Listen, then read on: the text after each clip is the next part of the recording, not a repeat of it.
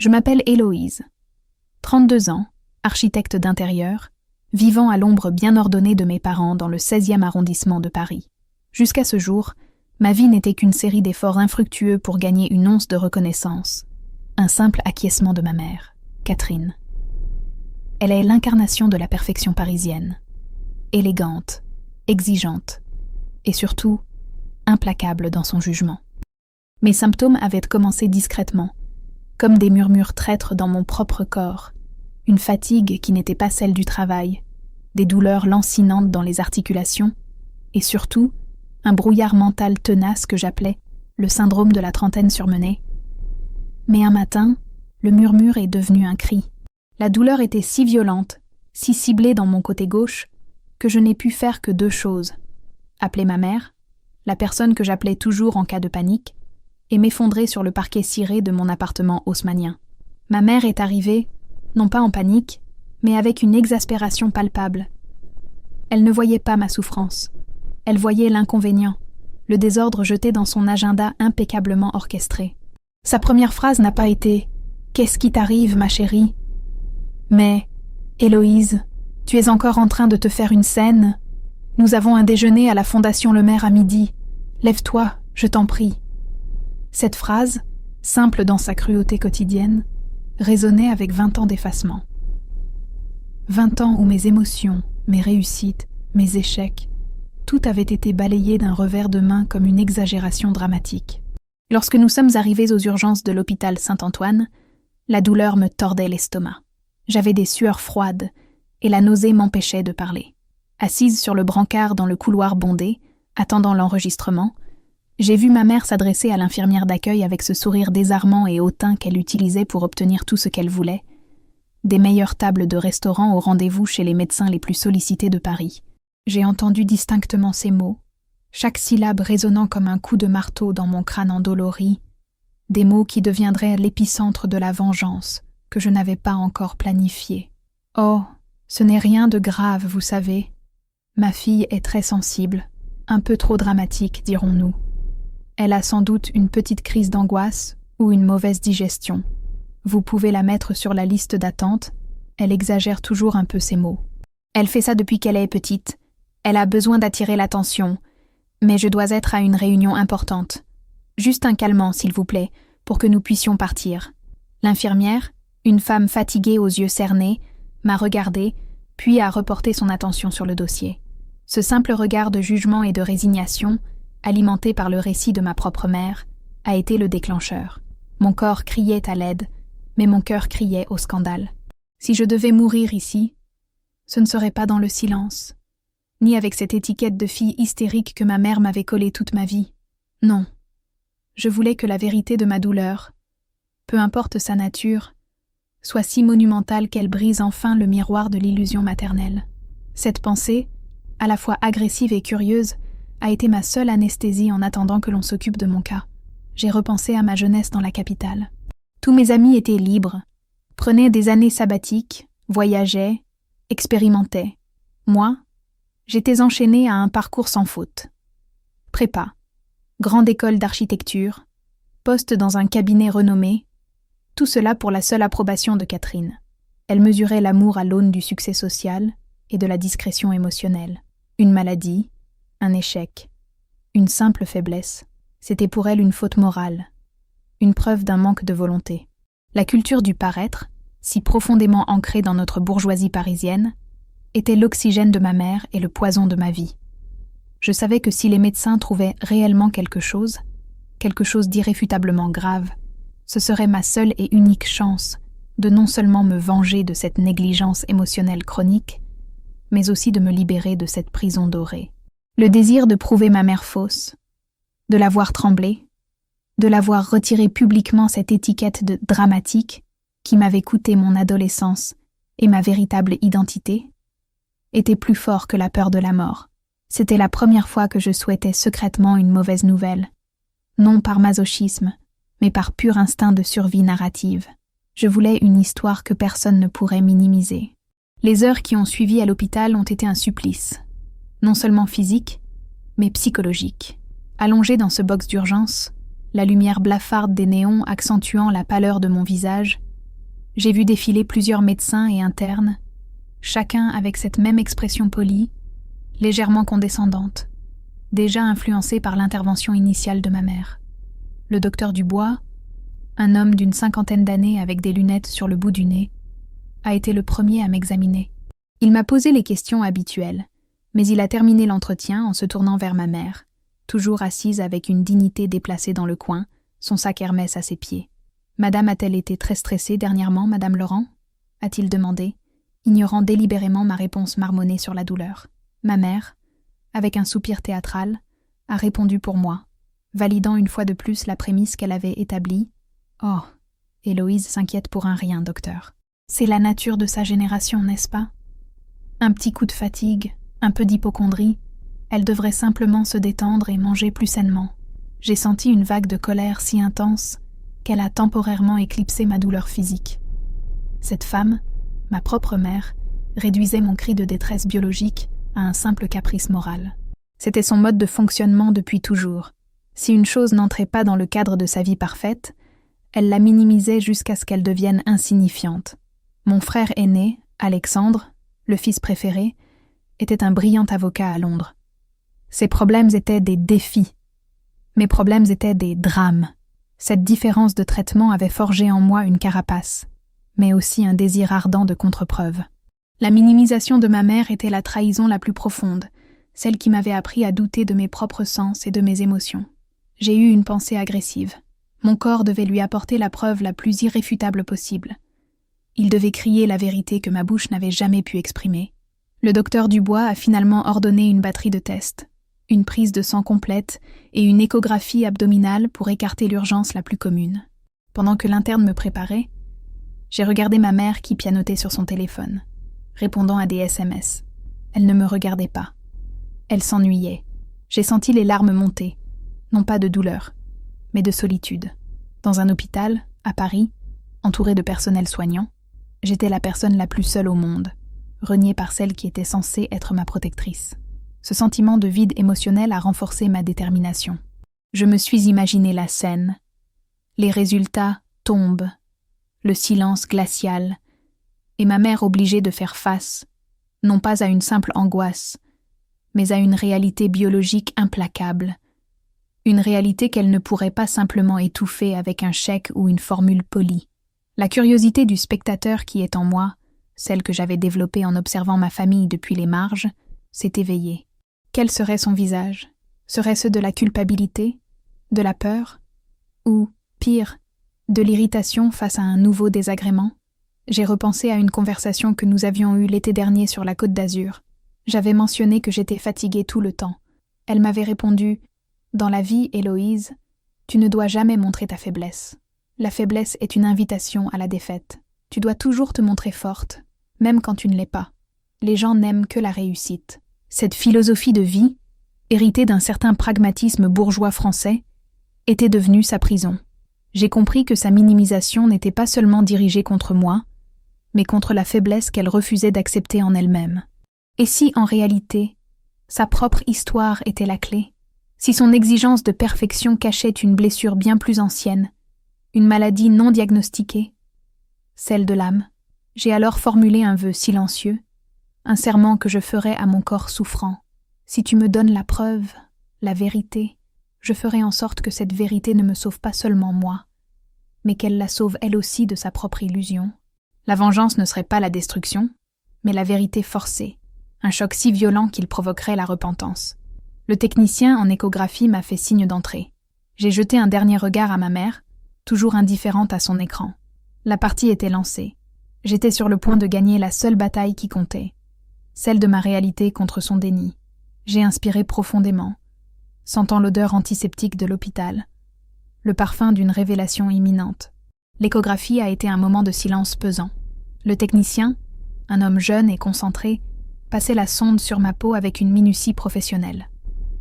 Le gel froid contrastait avec la fièvre sourde qui me rongeait de l'intérieur. Je fixais l'écran flou, essayant de décrypter les images en noir et blanc, ces ombres étranges qui représentaient là mes organes internes. Mon esprit, submergé par l'adrénaline et la douleur, était en alerte maximale. J'attendais le moindre signe, un froncement de sourcils, une interruption de souffle, qui trahirait une anomalie. Le silence n'était pas rassurant, il était prémonitoire. Le technicien ne disait rien, mais sa mâchoire était serrée, et il prenait plus de clichés que ce que j'imaginais nécessaire pour une simple mauvaise digestion. Ma mère avait finalement quitté le box pour prendre un appel important concernant une vente aux enchères de charité. J'étais seule avec l'image de mon intérieur, le miroir de ma douleur, sur cet écran. Quand il a enfin enlevé la sonde, il m'a regardé droit dans les yeux, ce qui était déjà une entorse au protocole du personnel d'urgence. « Héloïse, n'est-ce pas ?» m'a-t-il demandé. J'ai acquiescé, ma voix à peine audible.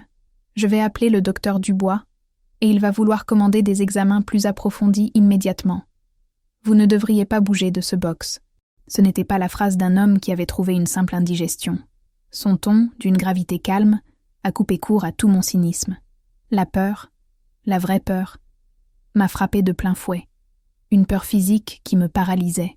Mon désir de vengeance, d'abord un jeu narratif et un mécanisme de défense contre ma mère, s'est instantanément transformé en une angoisse existentielle.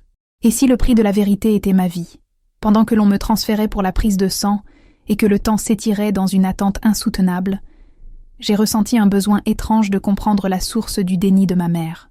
Pourquoi était-elle si obsédée par l'image et le contrôle qu'elle était incapable de voir la souffrance de sa propre chair? J'ai repensé à nos étés passés à la campagne, loin de Paris. Une fois, alors que j'étais enfant, j'avais trouvé une vieille boîte en bois sous son lit, dans le grenier de la maison familiale en Normandie. C'était interdit. À l'intérieur, il y avait des lettres jaunies, des coupures de journaux et une photo d'une femme magnifique qui lui ressemblait étrangement, mais avec une expression de mélancolie profonde. Les coupures parlèrent d'un scandale familial impliquant un oncle inconnu et une maladie honteuse, quelque chose d'héréditaire qui avait été soigneusement étouffé par les « bonnes familles » de l'époque pour préserver leur réputation. J'étais trop jeune pour comprendre, mais je me souvenais du visage paniqué de ma mère lorsqu'elle m'avait surprise, me confisquant la boîte avec une violence froide que je ne lui connaissais pas, me menaçant de me punir si j'en reparlais. Elle n'avait jamais puni, mais la menace de son désamour avait suffi. Je me suis dit, si la maladie est le langage de mon corps, alors le silence est la maladie de son âme. C'est en ruminant ses souvenirs, en traçant la ligne entre ma douleur actuelle et son secret d'enfance, que j'ai compris la nature de ma vengeance. Ce n'était pas de l'humiliation publique, c'était l'obligation de faire face à l'héritage d'une vulnérabilité qu'elle avait passé sa vie à fuir. J'ai sorti mon téléphone, tapant le nom de l'oncle que j'avais lu dans la coupure de presse. Une vieille nécrologie est apparue. Elle mentionnait une maladie chronique et dégénérative. Cette recherche, effectuée en secret dans le box d'un hôpital parisien, a illuminé la salle d'attente. Ma mère n'avait pas peur de ma faiblesse. Elle avait peur de la sienne, projetée sur moi. Elle voyait en ma maladie potentielle le retour du passé qu'elle avait tant essayé d'enterrer sous des couches de luxe et de perfection sociale. Ce n'était plus seulement une histoire de fille invisible, c'était un drame de famille, un scénario polémique qui mettait en jeu l'honneur d'une lignée. Le téléphone a vibré. C'était un message de ma mère. Je suis obligée de rentrer. L'infirmière m'a dit que ce serait long. Rappelle-moi dès que tu as le résultat de la prise de sang. Ne t'inquiète pas. Ça ne peut être qu'une alerte. Son détachement, son besoin de minimiser et d'éviter l'attente, était la confirmation de ma découverte. L'attente du diagnostic devenait la ligne de départ d'une guerre psychologique où l'enjeu était la vérité. Le temps s'est figé. C'est l'expression la plus juste pour décrire le moment où le docteur Dubois est revenu. Il n'était plus seul. Il était accompagné de 2 autres médecins en blouse blanche et d'une assistante sociale. Ils sont entrés, et j'ai vu ma mère qui revenait du couloir, manifestement surprise par cette procession. Elle avait l'intention de me prendre rapidement pour rentrer chez elle, son visage arborant déjà son masque d'impatience. Elle a esquissé un sourire à l'équipe, ce sourire de la femme parisienne sûre de son rang, prête à écourter cette petite affaire. Mais le docteur Dubois, habituellement si courtois, ne lui a pas rendu son sourire. Il a refermé la porte du box derrière eux, créant une bulle de silence et de gravité au milieu du chaos des urgences. J'ai vu le visage de ma mère se décomposer en temps réel. Elle a compris que cette mise en scène n'était pas pour une crise d'angoisse. Elle a cherché mon regard, mais j'étais fixée sur le dossier que tenait le docteur, un document qui contenait la preuve irréfutable de ma réalité. « Madame Laurent, assise, s'il vous plaît », a dit le docteur Dubois, sa voix basse et contrôlée. Ma mère s'est assise lourdement sur la chaise en plastique, oubliant son sac Hermès qui a glissé au sol. C'était la première fois que je la voyais l'oublier. Le docteur a continué, s'adressant d'abord à moi, ce qui, dans le contexte de ma vie, était déjà une petite victoire. « Héloïse, les résultats de votre échographie et les premières analyses de sang sont revenus. Ils révèlent une image qui n'est pas compatible avec une simple fatigue ou un syndrome d'anxiété. » Il a pris une pause, l'une de ces pauses médicales qui allongent les secondes en heures. Ma mère a chuchoté, le son d'une peur sourde et nouvelle. « Mais qu'est-ce que c'est ? C'est une infection ?» Le médecin l'a ignoré poliment et s'est concentré sur moi. « Les marqueurs sont très élevés, Héloïse. Nous avons détecté une masse importante au niveau du pancréas. Les images ne laissent malheureusement que peu de place au doute. Nous allons devoir procéder à une biopsie très rapidement pour confirmer le stade. Mais il s'agit, très probablement, d'un cancer du pancréas. » Et c'est là que le temps s'est figé, que la salle entière a été glacée. Non pas seulement le box, mais le monde de ma mère. Le silence qui a suivi était d'une densité palpable.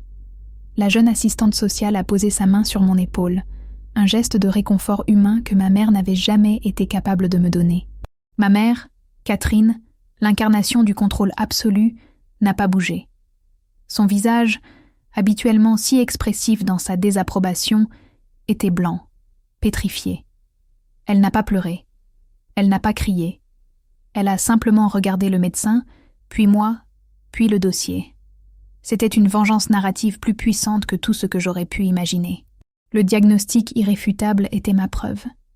La preuve que je n'exagérais pas, que ma douleur était réelle, que mon corps disait la vérité que mon âme ne pouvait pas articuler. J'ai senti, paradoxalement, une vague de calme. C'était terrible, c'était effrayant, mais c'était la vérité. Et la vérité, même la plus horrible, était libératrice. Mon corps, l'instrument de ma trahison par ma mère, était devenu l'instrument de ma libération. La première chose que ma mère a dite, après ce qui a semblé être une éternité, n'était pas une question sur ma survie, mais une tentative désespérée de reprendre le contrôle de l'image. Mais est-ce que c'est grave ? Vraiment ? Est-ce que ce n'est pas une erreur de laboratoire ? Nous allons appeler le professeur Montan à l'hôpital américain de Neuilly. Il est le meilleur. Le docteur Dubois l'a regardé avec une tristesse professionnelle. « Madame Laurent, nous faisons ici les meilleurs diagnostics possibles. Et oui, dans tous les cas, un cancer du pancréas est grave. Il est primordial d'agir vite. » À ce moment-là, j'ai vu la carapace de ma mère craquer. Non pas de tristesse pour moi, mais d'une peur viscérale pour elle-même. La peur de la maladie, de l'échec, de la perte de contrôle, de la fin de la perfection. Ma vengeance était complète. Elle était forcée d'affronter la faiblesse sous sa forme la plus crue. Je savais que la route serait longue, mais dans ce silence glacé, j'avais finalement gagné la bataille de la vérité.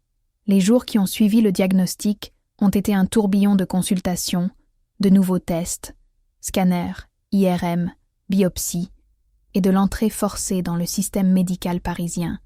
Mais cette fois-ci, sous le sceau de l'urgence vitale. Ma mère, bien qu'ébranlée, a tenté de canaliser sa panique dans une hyperactivité obsessionnelle. Elle a immédiatement mobilisé son réseau, cherchant à obtenir des rendez-vous avec les pontes de la cancérologie française, insistant pour que je sois traitée dans les établissements les plus prestigieux de la capitale, non pas par souci de mon bien-être, mais par crainte que mon traitement ne ternisse son image. J'ai entendu des phrases comme « Nous ne pouvons pas être vus à Saint-Antoine pour ça, Héloïse. Il faut être au moins à Curie. Pense aux gens que je connais. » Cette focalisation sur le paraître, même face à la maladie, était la preuve que sa nature profonde n'avait pas changé. Cependant, le choc des résultats lui avait ôté son pouvoir de minimisation. Elle ne pouvait plus dire que j'exagérais. Le dossier médical, avec ses termes latins et ses chiffres alarmants, parlait pour moi. C'était ma défense, ma preuve, et mon arme. J'ai décidé d'utiliser cette nouvelle dynamique comme un levier. Je n'ai pas hurlé ma douleur. J'ai établi des frontières. J'ai commencé par refuser les médecins qu'elle avait choisis uniquement pour leur nom clinquant, optant plutôt pour une équipe que j'avais trouvée, spécialisée dans des protocoles de recherche plus adaptés à mon profil. C'était la première fois de ma vie que je prenais une décision médicale, et par extension, une décision vitale, sans sa permission ou son approbation. La première fois que je l'ai regardée droit dans les yeux et que j'ai dit un non définitif et calme, elle a été déconcertée. Elle a commencé à protester, à évoquer les bonnes manières, les relations, mais j'ai coupé court, ma voix rauque par la maladie et l'émotion. « Maman, mon corps n'est pas un accessoire de ta vie sociale. C'est ma vie qui est en jeu. Tu peux me soutenir ou tu peux rentrer chez toi, mais tu ne me dirigeras plus. » La surprise sur son visage était totale. Elle avait toujours géré ma vie, mes études, mon orientation professionnelle, mes choix vestimentaires. Maintenant, j'étais la patiente, la victime, mais aussi la souveraine de mon destin. La maladie m'avait donné une force inattendue, la force de me réapproprier mon récit. J'ai ensuite abordé le sujet de l'oncle. Alors que nous attendions les résultats d'un TEP scan au centre de lutte contre le cancer, dans un silence tendu, je lui ai posé la question que je gardais depuis 30 ans. « Dis-moi la vérité, maman, à propos de l'oncle Étienne. Ce n'était pas qu'une histoire de faillite, n'est-ce pas? C'était une maladie héréditaire. » Le bruit du fauteuil en cuir sous elle a été le seul son dans la pièce. Elle a retiré sa main de la mienne, et je l'ai vue, pour la première fois, réellement paniquer. Le cancer, la possibilité de ma mort, tout cela était terrible, mais le risque de voir son secret familial révélé, ce qui touchait à l'image et à l'honneur de la lignée, était pour elle une menace existentielle. « Qui t'a parlé de ça? C'est du passé, Héloïse. Ça n'a rien à voir avec toi. C'est une histoire de faiblesse, une faute qui n'a pas lieu d'être mentionnée. » Sa réponse était la confirmation que je cherchais. Sa panique n'était pas mon agression, mais la peur de se voir reflétée dans ma vulnérabilité. « C'est la source de ton refus de me voir faible, n'est-ce pas? J'ai découvert les coupures de presse, maman. Tu as passé ta vie à fuir l'idée de la maladie et de la perte de contrôle. Ta perfection, ton exigence, c'était un bouclier pour ne pas ressembler à ta propre famille. En me niant, tu te niais toi-même. » Les mots étaient assortis comme un coup de poignard, chirurgicaux et précis. J'ai vu les larmes qu'elle avait retenues depuis la salle d'urgence couler, non pas de pitié pour moi, mais de la douleur d'une vie entière passée à mentir, à se mentir. C'était la vraie vengeance, celle qui n'inflige pas une blessure, mais force à la guérison. La confrontation, déclenchée par la mention de l'oncle Étienne et le diagnostic de ma propre maladie, n'a pas eu lieu dans un lieu privé, mais dans l'espace public et aseptisé de l'hôpital. C'était une scène polémique. Une mère riche et élégante, en pleine crise émotionnelle, face à sa fille malade, dans l'antichambre de la mort. Sa réaction initiale n'a pas été le pardon, mais la défense acharnée. « Tu ne sais rien de mon histoire, Héloïse. Tu as toujours eu tout ce que tu voulais. Comment oses-tu dire que je me suis menti? J'ai construit cette vie pour ne pas finir comme eux, pour ne pas que notre nom soit synonyme d'échec et de maladie. » Elle se battait pour le récit de sa vie, le récit de la femme forte qui avait réussi là où sa famille avait failli. Mais la maladie en moi était une preuve matérielle, que son récit était une fiction. J'ai regardé mes mains, minces et faibles sur ma blouse d'hôpital, et j'ai parlé non pas avec colère, mais avec une tristesse profonde qui la désarmait plus que n'importe quelle accusation agressive. « Tu as construit cette vie, maman, mais tu l'as construite seule. Tu as sacrifié ta propre fille sur l'autel de ton image. Depuis que je suis petite, tu m'as fait croire que mes émotions étaient des caprices, que ma fatigue était de la paresse. Tu m'as appris à douter de moi-même. Regarde-nous maintenant. Si tu m'avais écouté, si tu avais vu mon corps plus tôt, si tu avais autorisé la faiblesse, peut-être que nous ne serions pas là. Ma maladie n'est pas une punition, maman. C'est la conséquence de ta peur, et de la peur que tu m'as transmise. » Ce fut la phrase de trop.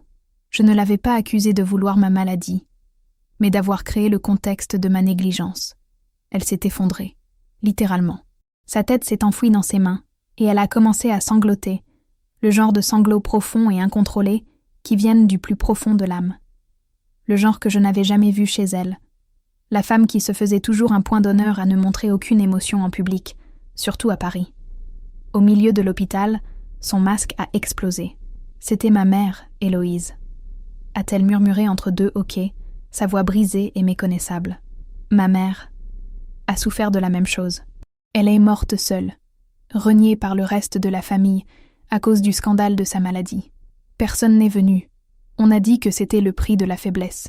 J'ai juré de ne jamais être faible, de ne jamais laisser personne dépendre de moi, de ne jamais te laisser être faible, car je ne voulais pas te perdre comme je l'ai perdu, dans la honte et le secret. Son aveu était l'inattendu. Sa froideur n'était pas du mépris, mais une tentative pathétique de protection, une vengeance détournée contre un passé qu'elle voulait effacer. Elle avait cru que l'amour passait par l'armure de la perfection. En la forçant à révéler cette vérité, ma propre maladie est devenue le catalyseur d'une réconciliation. J'ai tendu la main vers elle, mon geste hésitant mais sincère.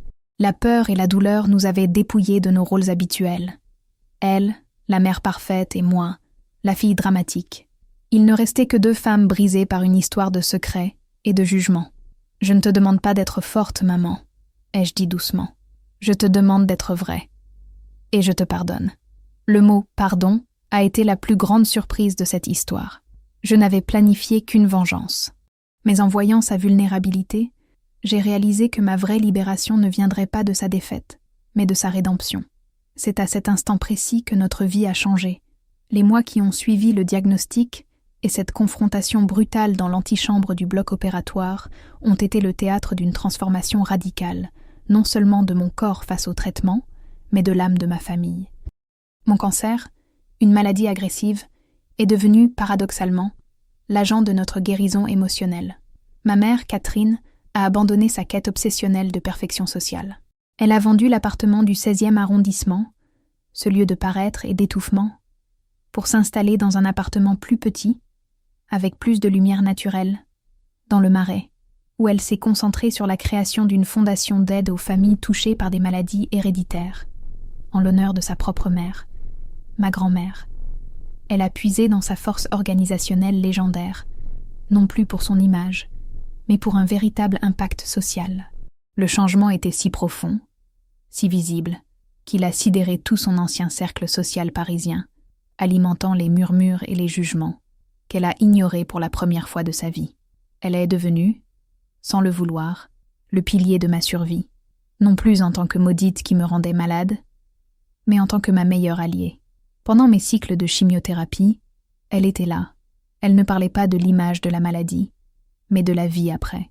Elle lisait des livres pour moi, me préparait des bouillons selon les recettes de ma grand-mère, et, pour la première fois, elle me racontait des histoires d'elle enfant, des histoires de faiblesse, de peur, des histoires vraies, sans filtre. Notre relation s'est reconstruite, non pas sur le devoir filial, mais sur une amitié émergente, basée sur une vulnérabilité mutuelle. J'ai eu une rémission partielle, un miracle que les médecins ont attribué à la précocité du diagnostic, mais que j'ai attribué à la paix retrouvée. Le cancer a été ma vengeance, car il a contraint ma mère à l'honnêteté et a détruit la façade de sa vie. Mais il a aussi été mon pardon, car en acceptant sa vérité, je me suis pardonné d'être faible. Le twist final, le plus fascinant, est survenu 1 an après ma rémission. Je suis allée voir un film français indépendant que ma mère avait insisté pour que nous voyions. L'histoire était centrée sur une mère et sa fille. La mère y était dépeinte comme froide et distante. À la sortie de la séance, alors que nous marchions main dans la main dans les rues de Paris, ma mère m'a serré la main avec une affection que je n'aurais jamais cru possible 1 an plus tôt. « Tu sais, Héloïse, » m'a-t-elle dit, son regard posé sur moi avec une tendresse nouvelle. « J'ai passé ma vie à te dire de ne pas te faire de film, de ne pas exagérer, mais c'est moi qui vivais dans une fiction. C'est toi qui m'as forcé à regarder la réalité en face. La maladie, ta douleur, est la chose la plus sincère qui nous soit arrivée. » J'ai souri. Elle avait raison. Ma vengeance n'avait pas été de la détruire, mais de lui donner la vérité la plus agressive et la plus curieuse. La sienne. Et la réconciliation n'était pas un simple retour à la normale, mais la construction d'une nouvelle vie, ensemble, affranchie de l'héritage de la honte. Le final inattendu n'était pas ma guérison complète, mais la sienne. Le jour où elle a finalement lâché son sac Hermès dans le métro pour aider une femme qui était tombée, sans se soucier du regard des gens. J'ai compris que ma vraie victoire n'était pas d'avoir prouvé que j'étais malade, mais d'avoir sauvé son âme de la maladie de l'indifférence. Le récit de notre guérison, bien que dramatique dans son point de départ, n'est pas un conte de fées. Les séquelles sont là, tant physiques qu'émotionnelles. La chimiothérapie a laissé des traces. Mais l'héritage de cette épreuve est inestimable.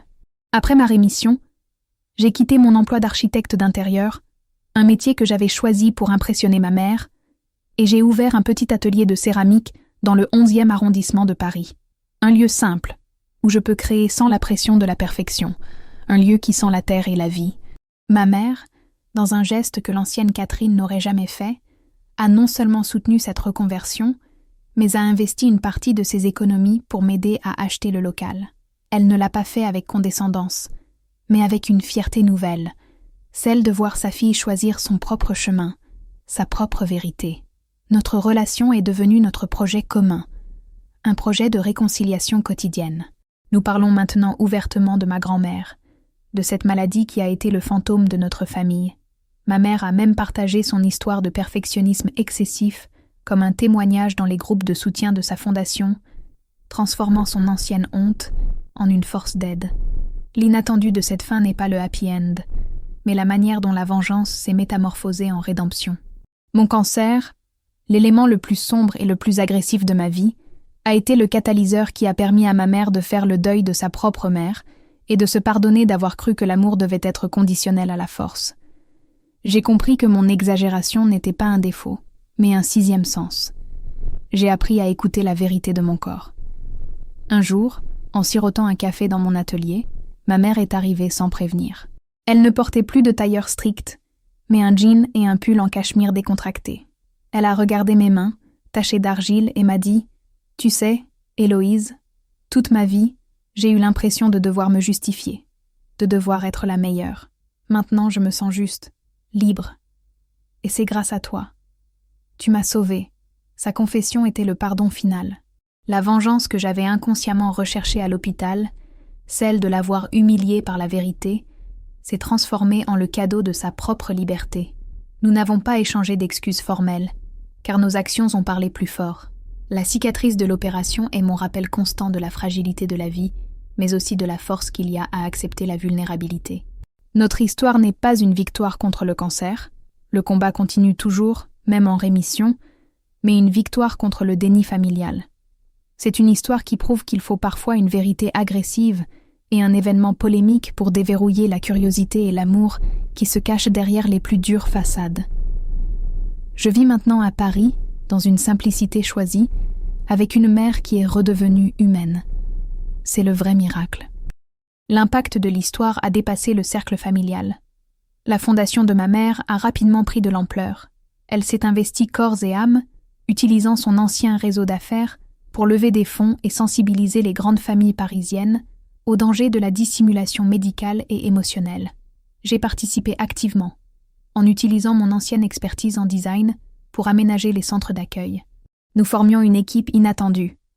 L'ancienne bourgeoise du 16e et l'artiste céramiste du 11e, unis par un secret de famille révélé par une maladie. Mon frère Alexandre, l'avocat brillant, est revenu de Londres, touché par notre transformation.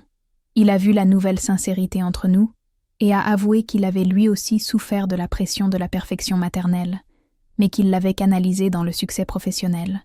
Il a offert ses services juridiques à la Fondation, rejoignant notre quête de rédemption. La vengeance que j'avais souhaitée à l'hôpital s'était transformée en la guérison de toute ma famille, une réconciliation élargie qui a réparé des décennies de négligence émotionnelle. L'élément le plus inattendu de notre nouvelle vie est survenu lors d'une cérémonie de la Fondation à l'Hôtel de Ville de Paris. Ma mère a prononcé un discours. Elle a raconté, devant un parterre de notables, l'histoire de sa propre mère et de sa honte, puis elle a mentionné mon nom, Héloïse, non pas comme sa fille malade, mais comme la femme la plus courageuse que je connaisse, celle qui, par sa vérité, m'a montré que la faiblesse est la source de la force. Elle a ensuite raconté, avec une sincérité désarmante, l'épisode des urgences. J'ai dit au médecin qu'elle exagérait. J'ai menti pour me protéger. Les résultats qui ont glacé la salle m'ont forcé à l'honnêteté. Et cette honnêteté est le plus beau cadeau qu'Héloïse m'ait fait. Entendre cela publiquement, dans le cœur de la ville qu'elle avait tant vénérée pour son image, a été la dissolution finale de ma rancœur. J'ai souri, une larme de reconnaissance coulant sur ma joue. Ma vengeance était de la voir se pardonner. Ma réconciliation était de l'aimer pour qui elle était devenue. Mon retour à l'hôpital 1 an et demi après, pour un simple examen de suivi, a été la conclusion symbolique de notre voyage. J'ai demandé à ma mère de m'accompagner, non pas par dépendance, mais par choix, comme une amie. Nous sommes retournés à Saint-Antoine. La même odeur d'antiseptique, la même lumière blafarde, mais tout était différent. Nous avons ri en nous remémorant la scène de panique et d'orgueil d'il y a 2 ans. En nous promenant dans les couloirs, nous sommes tombés sur le docteur. Dubois. Il nous a reconnus immédiatement. Il a exprimé sa joie de me voir en si bonne santé et s'adressant à ma mère, il a dit avec un sourire « Madame Laurent, je vois qu'Héloïse n'exagérait plus. Votre soutien a été le meilleur des remèdes. » Ma mère a répondu avec une humilité que seule l'épreuve peut forger. « C'est moi qui étais dans l'exagération, docteur. L'exagération du déni. Héloïse a simplement dit la vérité que j'avais passé ma vie à enterrer. » Le moment était plein de grâce. Le témoignage d'une réparation. Je n'avais plus besoin de me battre pour être vue. J'étais la preuve vivante que la vérité, même la plus violente, est l'ingrédient de la réconciliation. L'histoire n'a pas fini avec un « je vécus heureux pour toujours », mais avec un « je vivrai pour toujours ». Mon cancer m'a appris que la vraie trahison n'était pas celle de ma mère, mais la mienne envers mon propre corps, lorsque j'ai accepté le silence et le déni pendant des années pour une simple validation sociale. Ma mère m'a appris que même les personnes les plus rigides et les plus orgueilleuses peuvent changer, pourvu qu'on leur donne un choc assez puissant pour briser leur carapace. La maladie a été ma vengeance la plus agressive et ma réconciliation la plus douce. L'élément le plus touchant de cette fin inattendue n'est pas dans les grands gestes, mais dans les détails quotidiens de notre nouvelle vie à Paris. Nous avons établi une tradition. Chaque année, à la date anniversaire de mon diagnostic, nous allons au Jardin des Plantes. Nous n'y allons pas pour commémorer la maladie, mais pour célébrer la vérité. Ce jardin, avec ses plantes rares et ses fleurs fragiles mais résilientes, symbolise parfaitement notre relation. Lors de cette dernière visite, ma mère a fait quelque chose de fascinant. Elle a sorti un vieux pendentif en or, très simple, que ma grand-mère lui avait donné. Elle l'a mis autour de mon cou. C'est le bijou d'une femme qui a souffert, mais qui est restée digne. Héloïse, c'est l'héritage que je voulais te donner. Pas mes manières, ni mes contacts, mais la dignité dans la vulnérabilité. Ce bijou, autrefois symbole de honte cachée, est devenu un symbole de force et de mémoire assumée. La réconciliation n'était pas la fin de la douleur, mais la fin de la solitude. J'ai compris que j'étais le réceptacle de sa vengeance contre l'ancienne bourgeoisie française qui avait renié sa mère, et elle était le réceptacle de mon pardon pour l'ancienne mère qui m'avait nié. Notre histoire est devenue un testament du fait que le plus grand pouvoir d'une victime est de transformer sa douleur en la guérison de son agresseur. C'est le plus beau des revirements, la maladie comme cadeau, le cancer comme réconciliateur. Le dernier chapitre de cette histoire se déroule loin des hôpitaux et des drames. Il se trouve dans la simplicité de la vie parisienne que j'ai toujours souhaitée, mais que ma mère m'avait interdite. Je vis désormais ma vie à mon propre rythme, le rythme lent de l'artisanat et de la rémission. La maladie m'a retiré le droit à l'insouciance, mais elle m'a donné le droit à l'authenticité.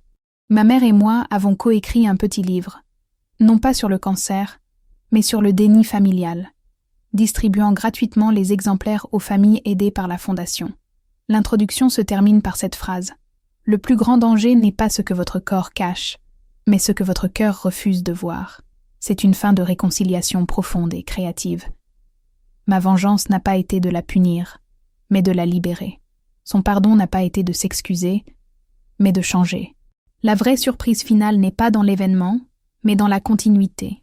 2 femmes, autrefois ennemies dans un drame familial bourgeois, devenues les meilleures amies, reconstruisant leur vie, une vérité à la fois, au cœur d'un Paris qu'elles ont appris à voir avec de nouveaux yeux, ceux de la sincérité. Le plus grand accomplissement de cette histoire n'a pas été ma survie, mais la transformation de l'héritage familial. Là où il y avait le secret, il y a maintenant le partage. Là où il y avait la honte, il y a la fierté. Le cancer a été le seul moyen pour ma mère de dire « J'ai eu tort » et pour moi de répondre « Je te pardonne ».